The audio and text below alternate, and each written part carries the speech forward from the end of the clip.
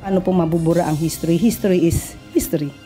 So hindi po kakayanin po lang ng presidente na ito ay mabura sa ating history. Walang plano si Pangulong Ferdinand Marcos Jr. na burahin sa kasaysayan ang 1986 EDSA People Power Revolution. Sagot ito ng Malacanang sa mga kritiko ng Marcos administration na nagsasabing may plano si PBBM na baguhin ang kasaysayan.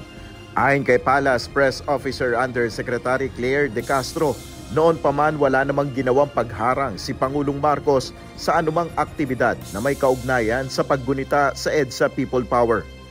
Unang-una, isipin po natin, mayroon po bang pinahinto ang Pangulo na anumang activity na patungkol dito sa commemoration ng EDSA People?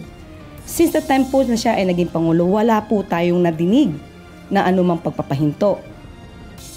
Idinipensa naman ng Malacanang ang naging desisyon ni Pangulong Marcos na hindi pagdedeklara sa EDSA People Power Anniversary bilang non-working day.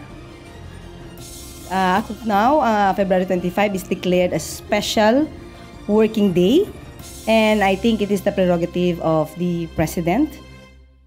Sa kabila ng deklarasyon ng Special Working Day sa EDSA People Power Commemoration, ilang eskwelahan ang nag-anunsyo ng suspensyon ng kanilang klase ngayong araw upang gunitain ang naturang historic event.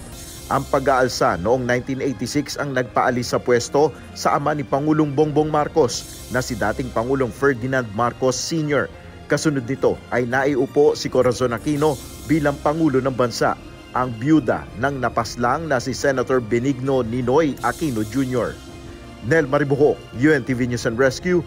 Diyos ang aming sandigan, serbisyo publiko ang aming pinahalagahan.